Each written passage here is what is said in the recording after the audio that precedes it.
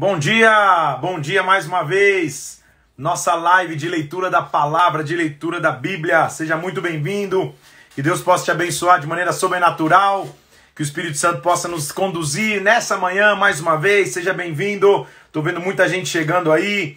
Olá todo mundo que tá chegando aí, consigo ver, Cultura do Reino, Jana, Naidi Parente, Lucas Gabriel, Kim Gonçalves, muita gente aí, Fabi Almeida, Renato Pena, vamos nessa, Marcele Moser, olha aqui de novo, aleluia, tá escrevendo bom dia, Mi Figliolino, acho que é, Bruna, Miranda, Meire, família da Bola de Neve, filha da Bola de Neve Osasco, muito bem, Natália, o Kazaki, glória a Deus, Branco, que legal, Branco tá aí também, Jennifer, Schumacher, galera de Balneário Pissarra, Santa Catarina, escreve um pouco de onde você é pra gente saber de onde esse povo tá se reunindo.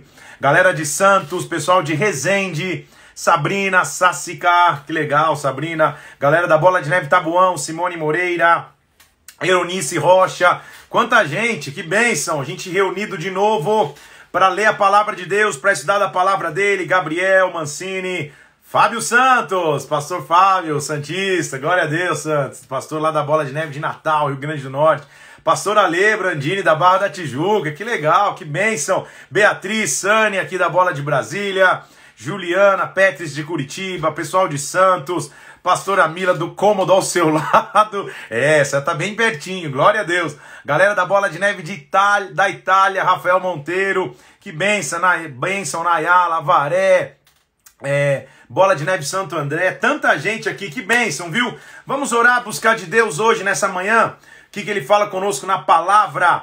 Nós estamos no 30º dia de 100, 30 de 100, glória a Deus, para você que está até aqui, ou para você que começou agora na leitura da palavra, o importante é que você esteja presente. Ó, a Caca Salas, da galera da companhia NC, que legal, na Índia, eu sei, glória a Deus, que bênção, Deus abençoe vocês aí, viu? Vamos orar?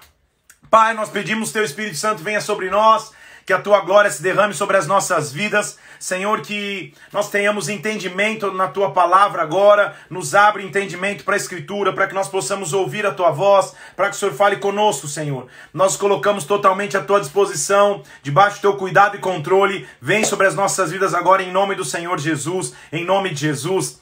Amém. Vamos nessa, 30º dia de 100, já estamos numa boa caminhada, vou tirar os comentários para você ficar mais tranquilo e se concentrar no nosso comentário da leitura de hoje, então, vamos nessa? Então hoje nós estamos no meio de 1 Crônicas, ontem você já viu que 1 Crônicas, principalmente os 9 primeiros capítulos, do 1 ao 9, só falou de cronologia, na verdade de genealogia, a cronologia que gerou essa genealogia nas famílias de Israel. Você entendeu, eu creio que ontem, a importância de entendermos as genealogias. É claro que você não vai pegar material muito para pregação, para revelação nas genealogias, mas o que você vai pegar? O fato de que Deus cuidou do seu povo e continua cuidando. Deus cuidou do povo de Israel, e um povo que passou por tantas perseguições, por tantas lutas, por tantas dificuldades, ainda teve a sua genealogia intacta, ainda a gente vê Deus cuidando de geração em geração. A gente vê que ele conta do 1 ao 8 as genealogias, no capítulo 9 ele já começa a mostrar o que aconteceu quando o povo voltou do exílio, ele já não tem aquele compromisso de dizer o que aconteceu no exílio, ele faz questão de dizer, foi isso que aconteceu, o povo voltou. E aí a gente, a partir do capítulo 10, começou a ver ele contando de Saul para frente, quando Saul morre e Davi assume o trono. Ele não conta toda a história de como Davi lutou pelo trono, como ele foi perseguido por Saul. Ele não se atém a esses detalhes, ele está contando de maneira mais geral. Nossa leitura de hoje começa então em 1 Crônicas, capítulo 13. Então a gente vai começar a ver uns paralelos. Esse aqui já é um paralelo de 1 Samuel e 2 Samuel, do que nós já lemos e comentamos, mas nós vamos falar de novo porque tem algumas coisas novas. Então, primeiro ele vai falar da disposição de Davi de trazer a arca de volta para Jerusalém. A arca, você lembra que em certo momento o povo de Israel vai guerrear, vai lutar, leva a arca, e a arca é roubada pelos filisteus, mas rapidamente devolvida, mas ela nunca mais havia voltado para Jerusalém. Nesse momento ela está na casa de Abinadab e ela vai ser levada de volta então para Jerusalém. E a gente vai ler no capítulo 13 a primeira tentativa de Davi de trazer a arca de volta. E a gente vê ele cuidando de muitos detalhes, mas esquecendo de alguns muito importantes. Então, versículo 5, por exemplo, do capítulo 13, a Bíblia diz assim: Davi reuniu todo Israel desde o Egito para trazer a arca de Deus de Kiriat Jearim. Foi Davi com todo Israel e fez subir a arca. Colocaram, versículo 7, isso eu quero chamar a tua atenção, a arca num carro novo. E levaram da casa de Abinadab e Uzá e Aiô guiavam o carro. Então os filhos de Abinadab guiavam o carro, mas era num carro. Você lembra comigo, você já sabe, até porque você já leu lá na lei em Moisés e também viu o que aconteceu lá em 1 Samuel, isso é uma repetição da história, que a arca não deveria ser levada em carros, ela deveria ser levada pelos ombros dos levitas, só eles poderiam levar a arca. Então havia um erro ali, apesar de toda a alegria do momento, apesar de toda a reverência do momento, é necessário entender que para se levar a arca, para se levar a presença de Deus, eu tenho que ir um pouco mais fundo. Sabe aquela frase que eu gosto de dizer? Uns podem, eu não posso mais. Se aplica justamente para aqueles que querem levar a arca. Quer levar a arca? Não pode ser de qualquer jeito. Ah, não tem problema nenhum, vai ser inclusive mais rápido, vai ser mais cômodo. A gente vai avançar mais se levar a arca no carro. Ok, mas vai acontecer um problema no meio do caminho, porque você lembra que os bois tropeçam e versículo 9, Uzá estendeu a mão para segurar a arca. Quando ele estende a mão, a ira do Senhor se acende contra ele e o fere. E ele morreu ali perante Deus.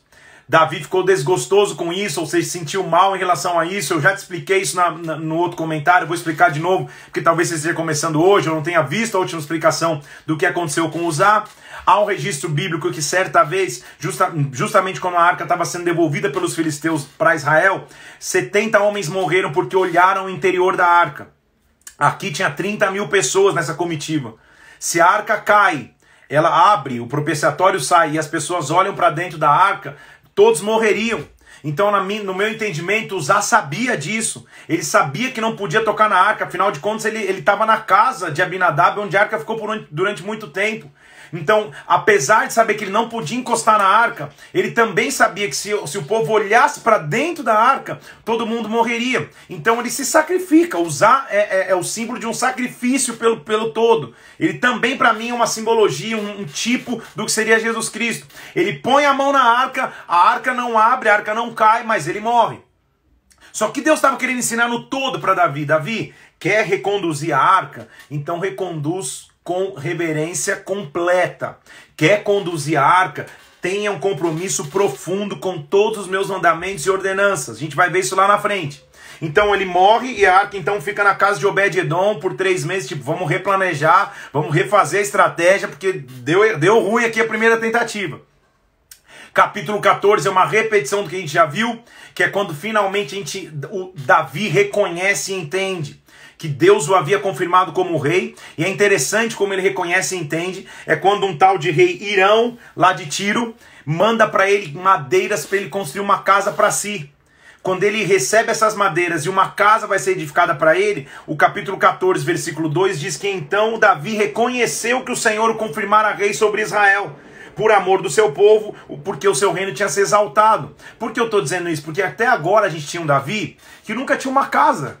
Ele foi ungido na casa de seu pai, saiu da casa de seu pai, foi para o palácio para tocar harpa para Saul, quase foi morto lá dentro do palácio quando tocava e Saul jogou a lança sobre ele, saiu fugido agora, indo morar em caverna, escondido, teve que ir para uma caverna chamada Adulão, teve que sair de Adulão, teve que inclusive se refugiar na terra dos filisteus.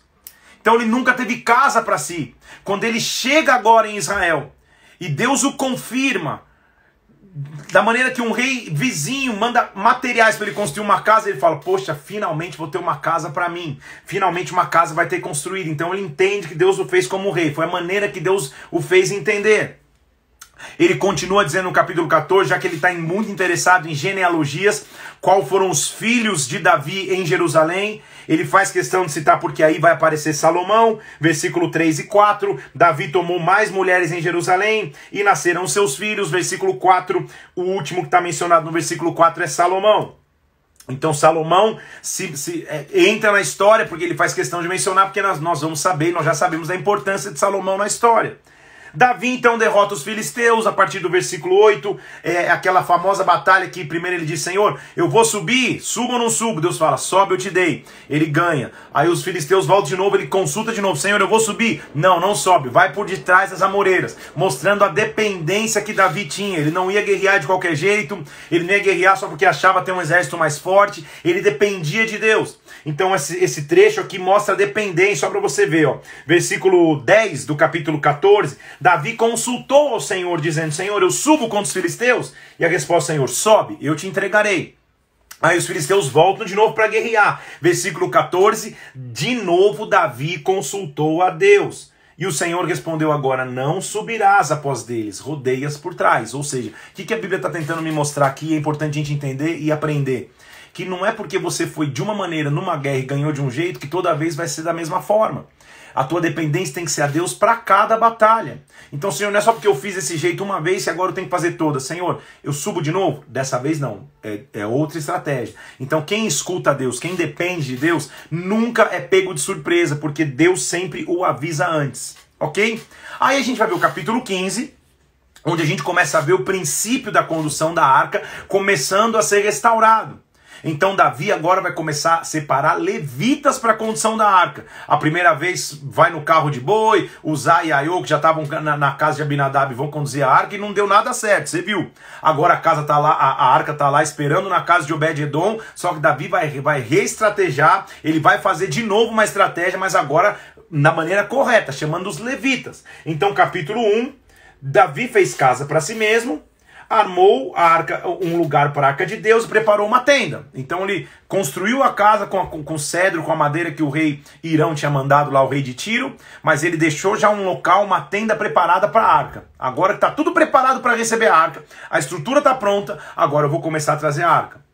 O que nos mostra isso? Que na nossa vida a gente tem que ser capaz de criar estruturas para que a arca de Deus venha permanecer. Isso diz respeito à estrutura do teu ministério, à estrutura física da tua igreja, à estrutura física da tua empresa, à estrutura física da tua casa. Você tem que criar estruturas, dizendo: Senhor, eu vou me organizar e agora eu vou, nessa organização que eu tenho, o Senhor vai manifestar a tua glória e a tua presença. A organização nunca vai ser maior do que a glória e presença de Deus. Mas, quando as pessoas encontram estrutura, quando as pessoas encontram organização, a glória de Deus também está pronta para se derramar. A glória de Deus pode ser derramada sobre aquela estrutura. Então foi o que Davi fez. Eu vou construir a casa, vou construir um cômodo para a arca, uma tenda para a arca específica, e eu vou trazer a arca. Só que aí, olha a diferença, versículo 2. Então Davi disse: ninguém, versículo 2 do capítulo 15, ninguém pode levar a arca de Deus senão os levitas. Opa, já mudou. Porque o Senhor os elegeu para levarem a arca de Deus e o servirem para sempre. Então Davi reuniu todo Israel em Jerusalém para fazer subir a arca do Senhor ao seu lugar que tinha preparado. Olha a diferença, já começou a ser diferente. Não é vamos lá, põe a arca no carro de boi e vamos na festa. Não, agora são os levitas, todo Israel está reunido, mas os levitas é que vão fazer. Eles inclusive já sabem como fazer, porque de geração em geração foi passando para eles esse protocolo. Aí ele começa a dizer quem foram os filhos de Arão, quem foram os levitas. Versículo 4, 5, 6, de novo, vários nomes ali. Arão levou os filhos de Coate, de Merari, de Gerson, de Elisafã, de Hebron. Então ele começa a dizer quem são os levitas que iam levar a casa.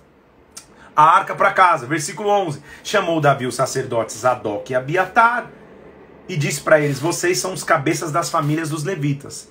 Santificai-vos, versículo 12, você e os seus irmãos, porque vocês vão fazer subir a arca do Senhor, Deus de Israel, ao lugar que preparei. Então calma aí, vamos parar um pouco. O levita, eu vou te explicar lá na frente o que é o levita nos dias de hoje. O condutor da presença da arca de Deus tem uma responsabilidade. E a responsabilidade dele é santificai-vos para trazer a arca para casa. Vamos trazer para os dias atuais? Você é um adorador, está escalado para tocar no culto de domingo. Você é um pregador, vai pregar no culto domingo de manhã ou noite. Você é um integrante do Boas-Vindas, vai segurar a prancheta lá na hora de alguém aceitar Jesus, ou vai dar boas-vindas para quem chega na igreja. Você é um atalaia, você é um tio do Ministério Infantil, você vai estar lá dentro do Bola Quer, você vai estar com a câmera ou com a fotográfica ou com a filmadora no Bola TV ou na comunicação. Ou seja, você vai servir no culto de alguma maneira. Você é um levita, você vai servir. Santificai-vos. O que Davi estava dizendo é: não ouse querer pegar a arca e trazer a arca para a casa do Senhor sem santificação. Como que você se santifica então? Como que você se prepara? O quanto você se enche para que você tenha como derramar? Então jamais ouse, é isso que Davi estava tentando dizer para nós nos tempos atuais, jamais ouse pegar um microfone na mão para cantar uma adoração se você não se santificou, se você não preparou. Se o teu domingo foi o dia inteiro de televisão, Netflix, almoço, você chegou meio que atrapalhado no ensaio e nem sabe o que está acontecendo. Não, se você não orou, não buscou, não jejuou, não se preparou a semana inteira para o teu dia de escala, se você não se santificou, cuidado para levar a arca. Porque aí é levar a arca em carro de boi. Estão comigo? É isso que ele está dizendo. Não espere que a glória de Deus se manifeste só quando você abrir a boca de maneira automática. Na verdade, eu tenho um entendimento que quando você está num culto, servindo, a glória de Deus é a extensão do que você gerou em secreto. Então, quando um pregador pega o microfone e vai começar o culto, vai ler o salmo para começar o culto, vai começar a sua pregação, a glória de Deus que vem é a continuidade do que ele já produziu em secreto. Não começou ali. Continuou ali, tá comigo? Então, o que ele está dizendo é: você é o levita, se santifica antes, se prepara antes para conduzir a arca. Não vai chegar de cima da hora. Quem chega de sopetão é o membro que ainda está chegando na igreja, pede um ou outro louvor, chega meio atrasado, senta. Levita, gente que serve, não chega despreparado. O cara já chega santificado, ele já se acerta, ele já busca a Deus, ele já jejua, ele já ora. Esse tem que ser o nosso mote, esse tem que ser o nosso drive de vida. Eu não chego no culto para me preparar, eu já venho para o culto preparado. Eu já venho para o culto armado com armas espirituais para que a guerra seja vencida. Eu não me preparo na oração que eu faço quando eu chego lá, dou as mãos para a galera da minha escala e faço uma oração. Pelo contrário, eu já cheguei preparado ali. É isso que ele está dizendo. Zadok, Abiatar, vocês são sacerdotes. Hoje vocês são os príncipes do povo. Então, versículo 12, se santifica antes, para que aí vocês façam subir a arca do Senhor. Acho que já me fiz claro nesse ponto. Versículo 14, santificaram-se então os sacerdotes e levitas para fazerem subir a arca do Senhor. E, versículo 15, os filhos dos levitas trouxeram a arca de Deus sobre os ombros pelas varas. Aí sim, não é facilidade de carro de boi não, é pagando o preço. É carregando nos ombros, é carregando a arca de Deus. Assim eu vou conduzir a sua presença. Eu vou pagar o preço que for preciso, mas eu vou conduzir a arca. Isso é um ensinamento para nós hoje. Eu vou pagar o preço que for necessário. Eu vou ficar 100 dias lendo a Bíblia, mas eu vou ser transformado. Eu vou passar uma semana em oração, mas o culto vai ser diferente. Amém? Eu não vou ficar na misericórdia, Senhor, não deu tempo de buscar, Pai, mas Senhor, pela tua misericórdia, age hoje. Nunca mais. Eu vou subir preparadíssimo. Amém? Eu não vou estar distraído. Então, a gente vai começar a ver uma coisa muito importante, que é uma característica do ministério de Davi, que 1 e 2 Samuel não entra com tanto detalhe, a gente vai começar a ver agora. Por isso que é importante a gente ler. Não pular crônicas. Não, é meio que uma repetição. Pelo contrário, tem muita informação extra. Por exemplo, a gente vai ver a preocupação que Davi tinha com música. Com adoração através da música. Porque não tem tanto detalhe assim em 1 e 2 Samuel. O detalhe tem que ele era um tocador de harpa, que ele tocava harpa para acalmar Saul, mas a estratégia administrativa da adoração através da música que ele teve na época do templo, ou na época de conduzir a arca, não se falava com tanto detalhe como aqui em Crônicas. O que a gente vai começar a ver então, que ele preparou para trazer a arca, e olha o que ele fez, ele designou, ele separou uma equipe de músicos para o templo. Vamos ler? Versículo 16, Davi disse ao chefe dos levitas, e falou assim, constituam seus irmãos, versículo 16 do capítulo 15, cantores, instrumentistas que toquem alaúdes, harpas, símbolos, e levantem-se com voz de alegria. Ou seja, ele começou a associar a adoração com música. Você que é adorador, músico, que toca na presença de Deus, que canta, você precisa conhecer esse princípio aqui. Ele começou a falar, a arca vai ser conduzida com música, mas tem que ter um povo específico para conduzir. Todo povo vai cantar, todo povo vai adorar, mas tem que ter um povo específico para conduzir. Quem são eles? Dentre os levitas, os que foram separados para cuidar do templo, eu vou separar uma geração de cantores, de músicos. Começa aqui. Então, cantores, instrumentistas, que eles se levantem. Então, levantaram-se e designaram, versículo 17, os levitas. Emã, filho de Joel, Asaf, filho de Berequias, e aí começa a falar os nomes. E aí começa a separar por seções, versículo 19 do capítulo 15. Os cantores, Emãs, Asaf e Etã se faziam ouvir com símbolos de bronze. Então tinha eles cantando e tocando símbolos de bronze. Versículo 21.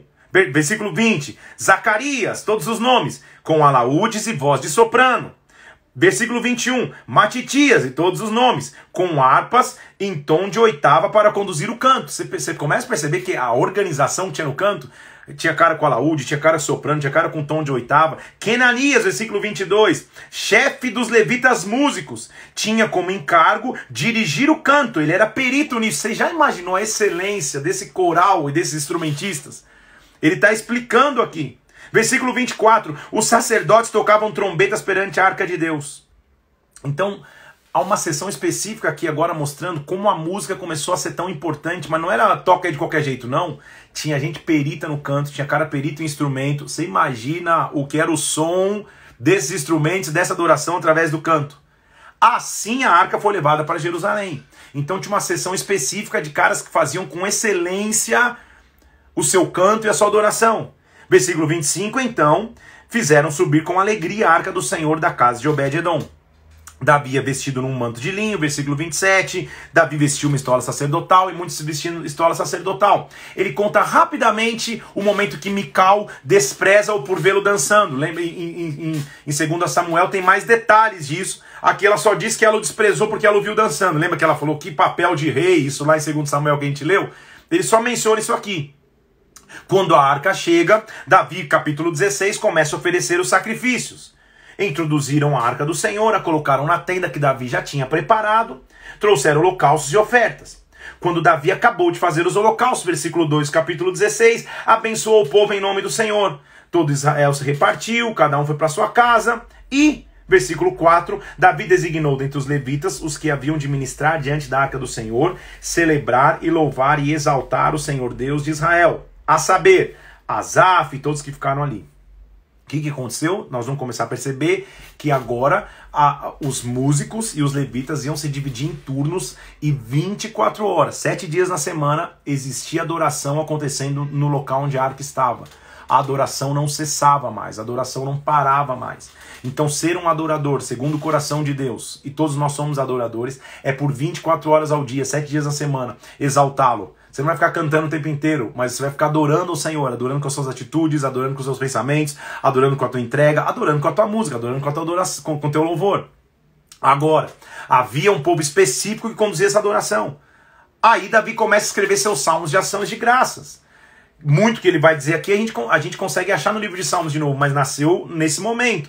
Por exemplo, versículo 7, naquele dia Davi encarregou pela primeira vez Asaf e seus irmãos de celebrarem com hinos ao Senhor. Percebe a ênfase que ele está dando na música aqui? Dizendo, rendei graças ao Senhor, invocai o seu nome, fazei conhecidos entre os povos os seus feitos, versículo 8 do capítulo 16, versículo 10, gloriai-vos no seu santo nome, alegre-se o coração dos que buscam o Senhor. Isso estava se transformando em música. Versículo 12, lembrai-vos das maravilhas que ele fez, dos seus prodígios, dos seus juízos, e assim vai. Versículo 14, ele é o Senhor nosso Deus. Versículo 15, ele se lembra perpetuamente da sua aliança. Então, versículo 23, cantai ao Senhor todas as terras, proclamai a salvação de dia em dia, anunciai entre as nações a sua glória, entre os povos as suas maravilhas, porque grande é o Senhor, muito digno de ser louvado, mais temível do que os deuses. Tem até música que a gente canta isso hoje em dia, porque os deuses dos povos são ídolos, o Senhor, porém, fez os céus. Versículo 27, glória e majestade estão diante dele, força e formosura estão no seu santuário. Tributai ao Senhor, a família dos povos, tributai ao Senhor glória e força, tributai ao Senhor a glória devida ao seu nome, traga ofertas, entre nos seus atos, adore o Senhor na beleza da sua santidade. Trema diante do Senhor, versículo 30, versículo 31, alegrem-se os céus, a terra se exulte, que entre as nações se diga, o Senhor reina. Oh meu Deus, até um arrepio, que você imagina como era. Então adorador, vou falar muito para os adoradores aí que são do ministério de louvor e adoração das suas igrejas. Quer compor novas músicas? Quer ouvir o que o céu está dizendo? Vá para a presença de Deus. Vá para diante da arca, vá para diante da presença de Deus 24 horas por dia, 7 dias da semana. Se a tua vida tiver um estilo de adoração, naturalmente você vai escutar a melodia do céu, a harmonia do céu, as letras do céu. Você não vai ficar num blank, sabe? Num período de vazio, sem criatividade, falando, Senhor, o que eu faço? Oh, tu és a luz que me conduz. Não. Você não vai ficar só querendo fazer versões de músicas gringas, que não tenho nada contra, são lindas, são maravilhosas, mas por que Deus não pode te dar as tuas músicas? Por que Deus pode te visitar de maneira sobrenatural? Então vai para a presença dele, ele vai te falar. É isso que estava acontecendo, eles começaram a salmodiar, eles começaram a dizer quem Deus era, e daqui a pouco músicas iam saindo, adorações iam saindo, não parava. Você já imaginou como era isso? Uma tenda com a arca de Deus e a presença de Deus. Então o que Davi fez em Israel, ele não só trouxe a arca fisicamente, geograficamente para Jerusalém, ele restaurou a adoração, e ele restaurou a música, ele incluiu a música na adoração. Isso é muito importante para que você entenda. Aí ele começa a fazer todos os dispositivos de culto. E olha como era a ordem dele, versículo 37 do capítulo 16.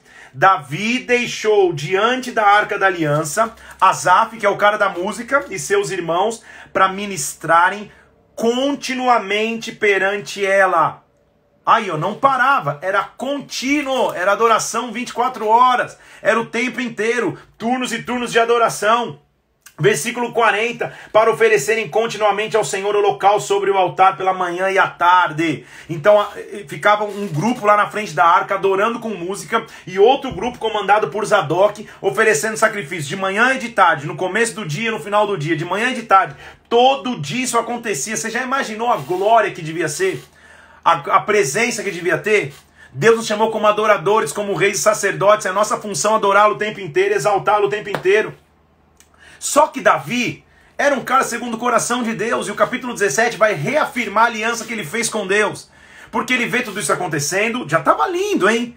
A tenda lá, a arca recebendo adoração, e Deus recebendo adoração 24 horas por dia, continuamente, 2 vezes ao dia, sacrifícios. Só que um dia ele para e fala, poxa, alguma coisa está errada. Porque eu habito em casa feita de madeira, minha casa é linda, e a arca do Senhor não pode estar nessa tenda. Deus começa no coração dele a agitar que ele precisaria construir um templo, um local fixo para que a presença de Deus ficasse, para que a adoração pudesse ainda ter um local melhor para acontecer. Lembra disso? A gente já estudou e já falou sobre isso. Capítulo 17, versículo 1. Davi habitava na sua própria casa, e ele procura o profeta Natan e fala assim, Natan, eu moro numa casa de cedros, de madeira, mas a arca do Senhor está numa tenda. Natan fala, Deus é contigo, cara. O que está no teu coração? Estou vendo que Deus é contigo. E aí Deus fala para ele, você não vai edificar minha casa. Não é você que vai edificar, vai vir um descendente teu que vai edificar. Mas a aliança de Deus com ele é, mas, porque você se preocupou com a minha casa, agora eu tenho uma aliança contigo perpétua. Uma aliança com a tua casa perpétua. A casa de Davi vai ser estabelecida perpetuamente. A raiz de Davi, o filho de Davi, que é chamado lá na frente no Novo Testamento, essa raiz começa aqui, com o desejo de Davi de cuidar da casa de Deus. Olha que coisa maravilhosa, e olha como Deus ergueu um rei como Davi para transformar Israel naquela época. A nação distante de Deus como estava, sendo só cuidada por juízes, tendo um rei intransigente como Saul, que Deus havia rejeitado. Agora tem um cara destruidor de gigantes, mas o gigante era só o começo, ele era um restaurador da adoração. Deus precisa de Davis na nossa geração, homens de Deus e mulheres de Deus que restauram a adoração genuína, que restauram a adoração verdadeira, que querem ficar na presença dele 24 horas por dia, 7 dias na semana, que não querem se conformar com o mundo, mas querem transformar o mundo através da sua glória e presença. Então Davi começa a desejar no seu coração construir um templo. Não ia ser ele o construtor, mas eu vou te mostrar algo interessante aqui em 1 Crônicas. Versículo 14 do capítulo 17. Eu confirmarei na minha casa o meu reino para sempre, o seu trono será estabelecido para sempre. Era Deus dizendo para Davi, Davi, você se preocupou em cuidar da minha casa, eu vou cuidar da tua. Você se preocupou em cuidar do meu reino, eu vou cuidar do teu. Nós estamos trocando cuidados. E a gente vê a casa de Davi sendo cuidada para sempre. Ouvindo isso, Davi, ele não tem o que fazer a não ser dar ação de graças diante de Deus. Porque ele diz assim, Senhor, versículo 16, quem sou eu?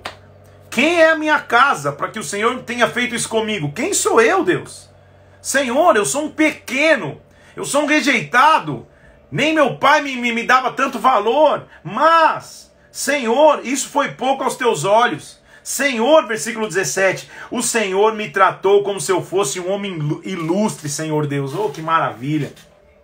Vê um Deus que olha para o pequeno, vê um Deus que olha para o rejeitado, vê o Deus que olha para aquele que ninguém daria muito valor, e Deus o trata como um ilustre. Davi falando, Senhor, quem sou eu para que essa aliança seja comigo? Versículo 20, Senhor, não há ninguém semelhante a ti, não há outro Deus além de ti, segundo tudo que nós temos ouvido, meu Deus. Versículo 24, estabeleça-se, seja para sempre engrandecido o teu nome, Deus de Israel. Senhor, olha que maravilha, quando Deus faz essa aliança com ele, aí a gente vai começar a ver capítulo 18, capítulo 19, capítulo 20, relatos de conquista de Davi.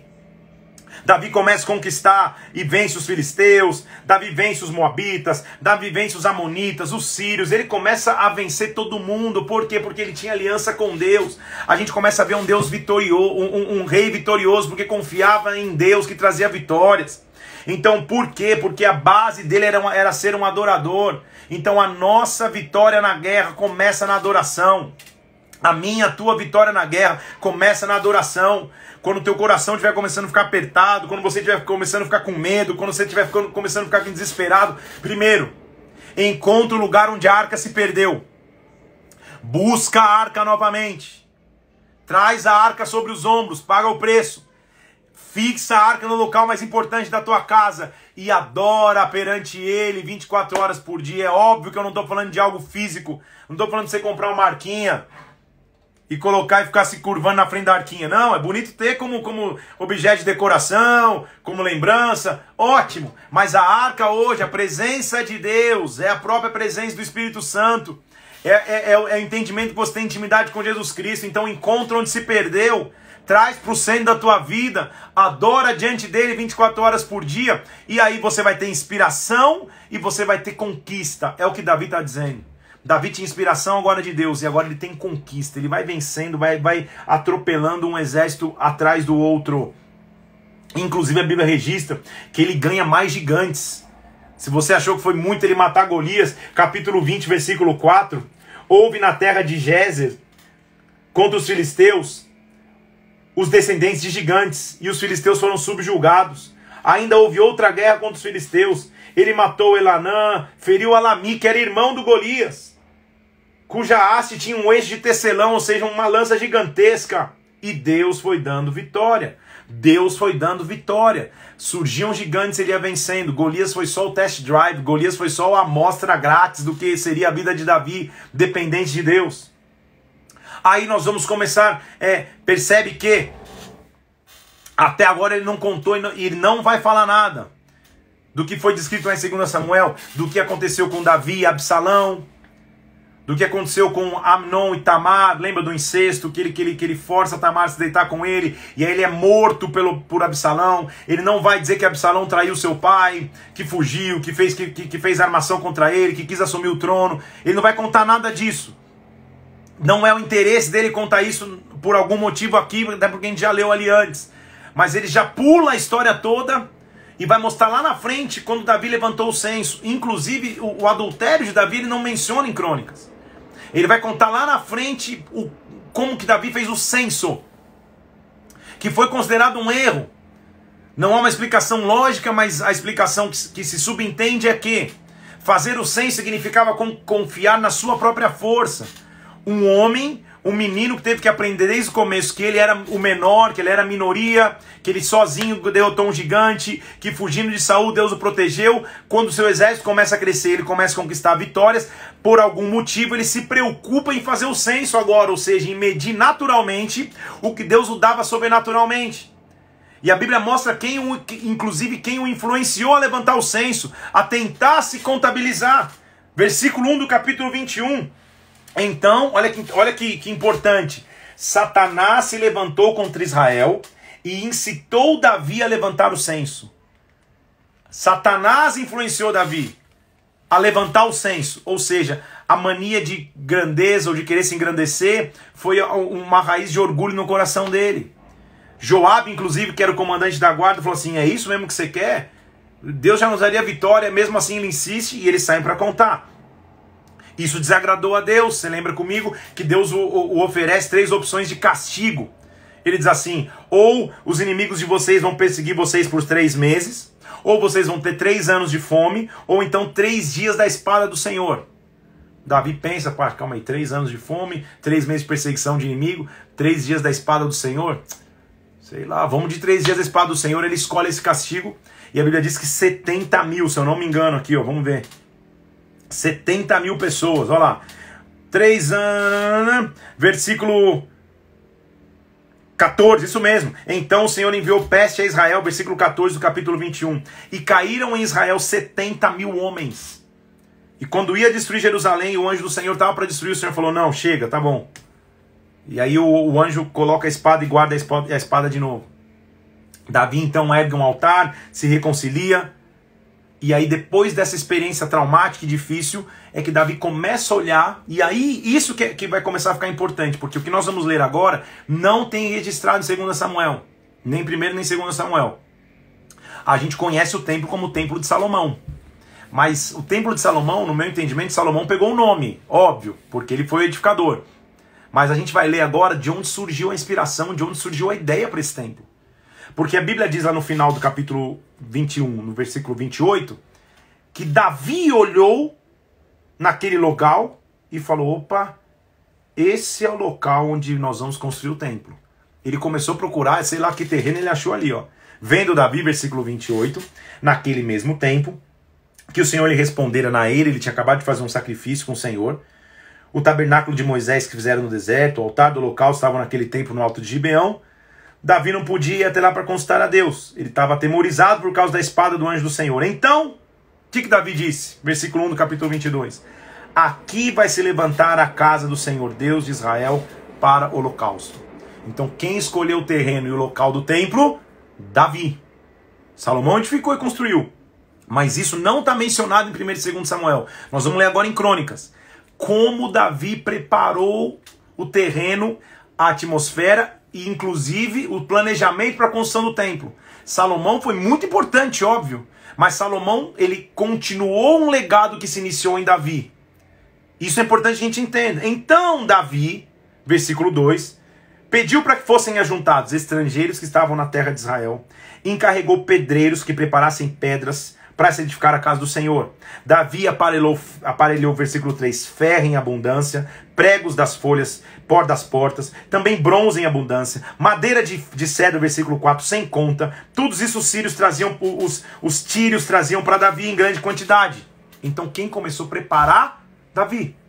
Aí Davi pega e diz para Salomão, Salomão, meu filho ainda é moço, então eu vou preparar o que há se edificar para a casa do Senhor. E deve ser de sobremodo magnificente, eu vou providenciar. Então Davi preparou em abundância antes da sua morte.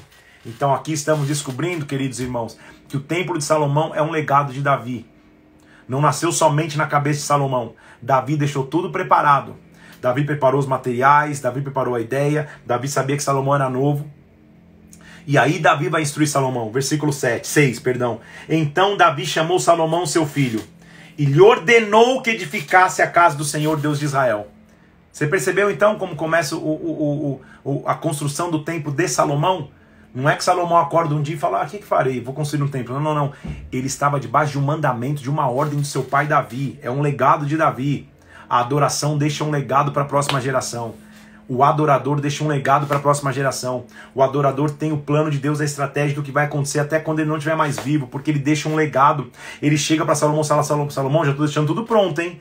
Os ferros já estão aí, o bronze já está aí, o material já está vindo, a madeira em abundância. Eu te ordeno, constrói esse templo. Disse Davi a Salomão, versículo 7. Filho meu, eu tive a intenção de edificar a casa em nome do Senhor.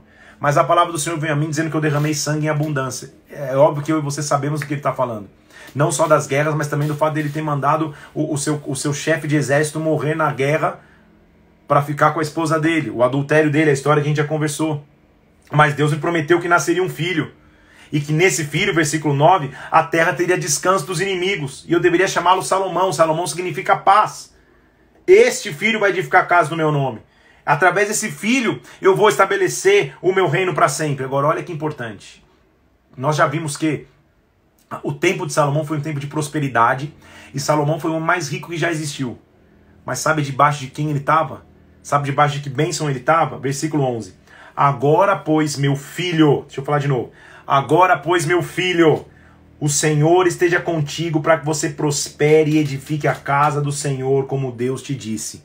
Salomão estava debaixo de uma bênção paterna. Quando um pai te abençoa, você começa a prosperar. Quando um pai te abençoa, você começa a voar. E o verdadeiro pai, biológico e espiritual, é aquele que quer ver os seus filhos voando muito além do que ele. Davi não falou assim, eu vou morrer abraçado com esses planos arquitetônicos aqui, que Salomão escute de Deus, não quero nem saber. Davi falou, não, eu não vou nem levar o nome do templo. Eu quero ver o meu filho voando muito mais do que eu. Salomão, prospera e edifica a casa. Eu tô deixando tudo pronto para você. Vai, a bola tá na cara do gol. Só faz o gol e ainda leva os louros da vitória. Mas vai. O verdadeiro pai é aquele que quer ver os seus filhos voando além dele, inclusive. Então ele está dizendo, vai, prospere e edifica a casa. Olha o pedido de Davi. Está conseguindo entender comigo aqui a profundidade da paternidade? Versículo 12. Que o Senhor te conceda o quê? Prudência e entendimento. Prudência e entendimento. Para que quando você comande Israel, você guarde a lei do Senhor. Então quer dizer quando Deus visita Salomão e diz assim, Salomão, o que você quer? E ele pede, Senhor, eu quero entendimento. Não é porque ele estava falando do nada. Ele estava falando daquilo que o seu pai havia prometido. Você entendeu comigo? O pai havia dito, olha, você precisa de prudência e entendimento. Você precisa de prudência e entendimento. A primeira oportunidade que Deus nos fala, o que você quer? Ele fala, eu quero entendimento. Foi o que meu pai falou. Ele seguia a direção do seu pai, por isso ele foi tão abençoado. Ele seguia a direção de quem o cobriu. Então, se você tiver entendimento, versículo 13 de novo, você vai prosperar. A prosperidade dele fazia parte da bênção paterna. Você vai prosperar se você guardar os estatutos e juízos. Então, Salomão, ser forte e corajoso. Não temas, não te desalentes. Olha só o que Davi está dizendo. Eu, com penoso trabalho, preparei o lugar para a casa do Senhor. Ou seja, eu trabalhei muito. Eu estou deixando meio que pronto para você. Vai. Você tem material. Você tem prata, você tem ouro, você tem ferro em abundância, você tem madeira, você tem pedras. Além disso, estou deixando para você, versículo 15, trabalhadores em grande número, carpinteiros, pedreiros, peritos em toda obra. Dispõe-te, versículo 16, faz a obra e o Senhor seja contigo. Oh, meu Deus, então, há uma informação importantíssima em 1 Crônicas que a gente até então não tinha lido. Quem deixou tudo pronto, quem deixou tudo estabelecido, quem deixou a bola na marca do pênalti sem goleiro foi Davi. Salomão só teve que pedir a Deus entendimento e agora eu continuo o que meu pai fez, eu continuo um legado. Eu não comecei sozinho, eu não preciso começar do nada, eu não preciso começar independente, eu posso seguir o legado de alguém. Não há problema em falar, poxa, eu quero seguir o legado de alguém que alguém construiu. Não preciso ser o dono da obra do templo e dizer que tudo começou comigo, não. Começou em Deus, começou num coração de adorador e agora ele passou. Você percebe que não há vaidade no filho em aceitar o plano, não há vaidade no pai em compartilhar o plano, porque a obra tem validade maior do que tudo isso. Entendeu comigo aqui? E aí, ele diz no final do capítulo 22, versículo 19, dispõe agora de todo o coração, dispõe de toda a alma para buscar o Senhor teu Deus. Se dispõe a edificar o santuário de Deus, para que a arca da aliança e os utensílios sagrados sejam trazidos a essa casa que há de se edificar em nome do Senhor. Então está dizendo, Salomão, você precisa de disposição para duas coisas, para buscar Deus e disposição para trabalhar. Tudo que um servo de Deus precisa é a disposição para buscar o Senhor e disposição para trabalhar. Salomão, se você tiver isso, você vai edificar a casa onde a arca vai ficar estabelecida. Aí nós vamos começar a ver o legado que ele vai fazer, inclusive. Porque ele vai começar a delimitar as funções e os turnos dos levitas. Sabe a famosa escala de ministério? Vai começar aqui.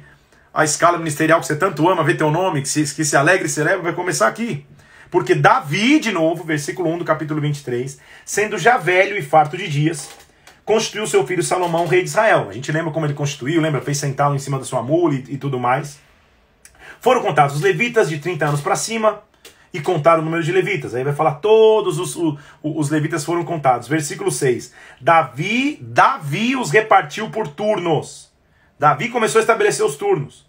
Arão foi separado, né? Tá falando da linhagem sacerdotal, versículo 13. Arão foi separado para servir no Santo dos Santos perpetuamente.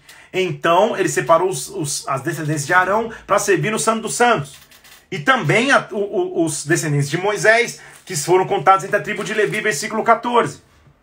Foi separando todo mundo. E ele diz, por quê? Versículo 25. Porque o Senhor deu paz ao seu povo e ele vai habitar em Jerusalém para sempre. Assim, agora, levitas, versículo 26, vocês não vão precisar mais ficar carregando tabernáculo de um lado para o outro, nem os utensílios de um lado para o outro. Agora o cargo de vocês mudou, versículo 28. O cargo de vocês é assistir os filhos de Arão no ministério da casa do Senhor, nos átrios, nas câmaras, na purificação das coisas sagradas, na obra do ministério de Deus. Vocês vão ter que estar presentes, versículo 30, todas as manhãs para renderem graças ao Senhor e o louvarem da mesma maneira à tarde. Então ele começa a dividir funções. Mais uma vez, Davi está deixando um legado. Aí a gente vai começar a ver as escalas. E as escalas funcionavam mais ou menos assim. A partir do capítulo 24 a gente vai ler. Eram 24 grupos de sacerdotes. São 24 grupos que a gente vai ler de sacerdotes. Eles serviam responsável pelos sacrifícios 2 semanas no ano. Então 24 grupos serviam por 2 semanas no ano. E a escolha era por sorte, a gente diz. Era um sorteio, eles faziam um tipo de escolha. Havia várias maneiras de fazer sorte naquela época, por escolha com gravetos, ou atirando pedras, escolhendo pedras com o nome de cada tribo, ou de cada setor de sacerdócio. O fato é que era um sistema de escala. Consigo ver Davi lá sentado no MacBook, ou, na planilha de Excel, fazendo escalas, como todo líder de ministério faz. Ele estava lá. Deixa eu fazer as escalas, dividiu em 24 grupos de sacerdotes, 2 semanas por ano vocês vão servir. E aí então o capítulo 24 vai descrever essa escala. Os filhos de Arão foram divididos por seus turnos, todos foram divididos. Nadab e Abiú que tinham morrido não participaram, Eleazar e Itamar, Davi com Zadok, e aí vai explicando todos os turnos. Só para você ver que são 24. Capítulo 4 diz que os filhos de Itamar se dividiram dos filhos de Eleazar, 16, e os de Itamar, 8. 16 com 8 são 24 grupos de sacerdotes que vão servir. Então o capítulo 24 inteiro fala nisso. E aí a divisão é os sacerdotes descendentes de Arão e os restantes dos sacerdotes. São grupos de 24, turnos de escala, organização. E aí o foco continuava sendo a adoração sem parar. A adoração por 24 horas. Capítulo 25. Davi, juntamente com os chefes do serviço, separou para o ministério os filhos de Asaf. Para quê? Profetizarem. Deixa eu falar de novo. Profetizarem com harpas, alaúdes e símbolos. Então não era uma música ambiente que ele colocava lá no alto-falante da casa do Senhor. Os caras ficavam profetizando. Cheio da glória e da presença através de instrumentos. Então eles ficavam lá profetizando, falando coisas proféticas, adorando ao Senhor. A atmosfera ficava de glória e adoração o tempo inteiro. Então ele começa a estabelecer os turnos e as funções dos cantores. Você vai começar a ler então todo o capítulo 25 ali, quem são os que estão em cada função. Versículo 6, para você ver do capítulo 25. Todos esses estavam sob a direção, respectivamente, de seus pais. Para quê? Para o canto na casa do Senhor, com símbolos, alaúdes, harpas, para o ministério da casa de Deus. Olha os adoradores como eram importantes. Então, igreja, quando você chega num culto e tem uma adoração acontecendo antes da palavra começar, quando a gente abre o culto com adoração, não é porque é legal, é para te entreter enquanto você estaciona o carro. Não! A adoração prepara a atmosfera de glória. O adorador, ele é muito importante. Então, ministros de adoração, integrantes do Ministério de Louvor de suas igrejas, entendam a importância que vocês têm. A importância de preparar a atmosfera de glória e continuar profetizando na presença de Deus. Mas venha preparado, venha santificado. É isso que essa geração de levitas está nos ensinando. Eles ficavam o tempo inteiro cantando, tocando instrumentos, 24 grupos. Aí, como ministérios são top, eu começo a viajar e ver ministérios aqui, porque depois do louvor vai aparecer aqui, no meu entendimento, boas-vindas, atalaias e zeladoria. Por quê? Porque o capítulo 26, que é o último da leitura de hoje, vai falar dos porteiros. O que eram os porteiros? Porteiros, eles tinham algumas funções. Primeiro, eles guardavam a entrada do templo, eles protegiam a arca, eles supervisionavam e recolhiam a distribuição em dinheiro e de ofertas. Eles tinham que ser da tribo dos levitas. Então, levita também não é só o que está lá no altar tocando, é o que trabalha na igreja como um todo. Então aqui eu consigo identificar boas-vindas na entrada do templo, atalaias guardando os utensílios, já imaginou uns fortões robustos, eu vou ler aqui para você, servindo, zeladoria cuidando dos utensílios, diaconia cuidando do recolhimento das ofertas, zelando das ofertas. Todos os ministérios estão representados aqui. É a igreja começando a acontecer, tá entendendo comigo aqui? Tá vendo que lindo isso? Então ele começa lá, ó. Quanto ao turno dos porteiros, versículo 26, separa os coreitas, que são os filhos de Coré, também tribo de Levi. Todos esses Versículo 8. Foram filhos de Obed-edom, seus filhos, homens capazes e robustos para o serviço. Era gente preparada para trabalhar. Era gente preparada para se dedicar. Este turno dos porteiros, versículo 12 do capítulo 26. A este turno dos porteiros, isto é, a seus chefes, foi entregue a guarda para servirem com seus irmãos na casa do Senhor. Para cada porta deitaram sortes para designar seus deveres. Então, mais uma vez, separaram por sortes e começaram a guardar a casa. Então, eles ficavam guardando a porta do templo, a entrada do templo, os utensílios. Vai continuar lá no capítulo 26, versículo 20, como eles guardavam os tesouros. Olha lá, versículo 20. Dos levitas, os seus irmãos tinham encargo dos tesouros da casa de Deus e dos tesouros das coisas consagradas. Zeladoria, guardando os tesouros, guardando o bem material da igreja. Diaconia, guardando as coisas consagradas, os recursos financeiros. Olha só, eles ficavam a cargo dos tesouros da casa do Senhor, versículo 22. Eles eram oficial encarregado dos tesouros, versículo 24. Eles cuidavam das coisas consagradas. Além disso, houve a separação de oficiais e juízes. Aqueles que julgavam as causas, os oficiais que estavam, inclusive, nos outros povos lá fora, cuidando dos interesses do rei, representando a casa do Senhor, inclusive nos povos lá na Transjordânia, lá na tribo de Ruben, Gad, meia tribo de Manassés. Então a gente começa a ver a organização. Eu começo a ver que Davi teve muito mais influência no templo do que a gente imaginou. Davi não só falou, Salomão, constrói o templo lá, Deus vai falar contigo. Não, a gente está vendo que ele deixou o passo a passo, a linha para que pudesse acontecer. Porque um grande líder, um grande adorador, ele deixa um legado para a próxima geração, não acaba nele, continua depois dele. A gente está vendo com Davi, olha o nível de organização, olha o nível de entrega. Então, quando você tiver líderes que querem que cobrarem de você, excelência, que cobrarem de você organização, que cobrarem de você algo, eles não fazem isso porque querem pegar no teu pé, eles fazem isso porque estão deixando a você um legado, estão deixando a você um modo de agir, de maneira que a estrutura continua caminhando. Então olha que lindo, a adoração 24 horas não parava. A adoração 24 horas não parava de romper. A profecia vinha no ar através da glória. E enquanto tinha profecia, tinha gente trabalhando organizado. Então, no meu entendimento, eu só consigo entender o reino assim. Eu só consigo entender o pastorear de uma igreja assim. Os dois caminham juntos. A organização, os processos e as estruturas caminhando junto com a adoração. Não adianta eu só ser organizado, eu ter departamentos subdivididos, ter todas as escalas preparadas, ter toda a excelência acontecendo, mas ser uma igreja seca, sem glória e sem presença. Mas não adianta eu ser só uma igreja que quer o reteté, quer o fogo, quer o mover, mas não, é uma desorganização. Não tem hora para começar, não tem hora para acabar. Domingo você fala, hoje deve durar 4 horas ou 6 horas o culto, só Deus sabe.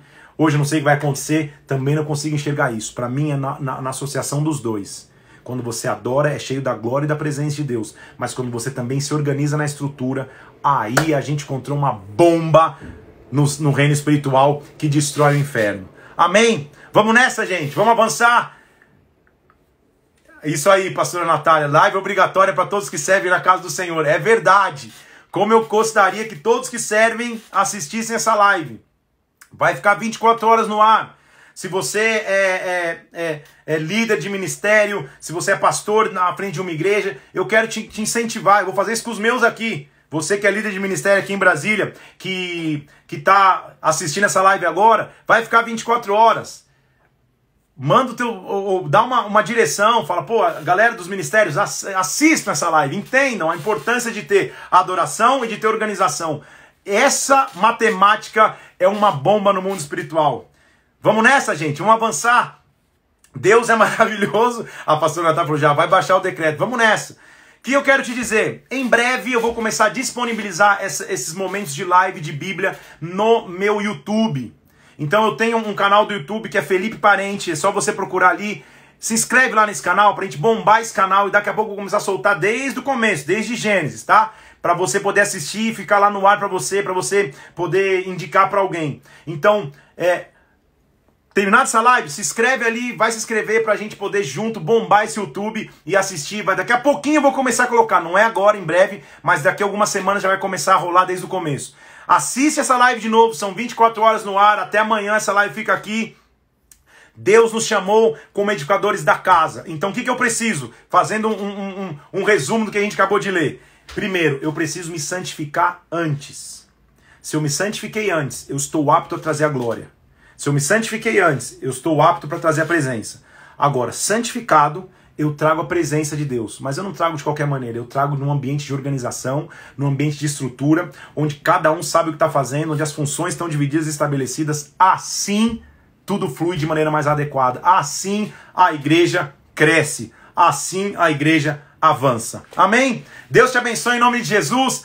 Hoje foi o 30º dia, dia 30 de 100. Estamos avançando com a glória de Deus. Amanhã vamos continuar em 1 Crônicas 27 e vamos já entrar em 2 Crônicas. Deus abençoe você. Um abraço a todos vocês. Até amanhã. Te amo em Cristo. Manda um inbox aqui, faz um stories e marca para poder dar um repost, pra gente pulverizar aí o que é ler a palavra de Deus. Vidas têm sido transformadas e essa é a nossa maior alegria. Amém? Tamo junto. Um abraço a todos vocês. Estou vendo a Carola de São Paulo, João Rossetti, Dudu, Amanda Jordão, Nath Martins, tantas pessoas aqui, Daiane, Renascer, Nengo Vieira, meu querido irmão. Tô vendo tanta gente aqui, que Deus abençoe. Léo Quirino, dá vontade de ficar falando o tempo inteiro de todo mundo que aparece aqui na tela. Até amanhã, 11 horas da manhã a gente se vê. Deus te abençoe, fica na paz de Cristo, até mais.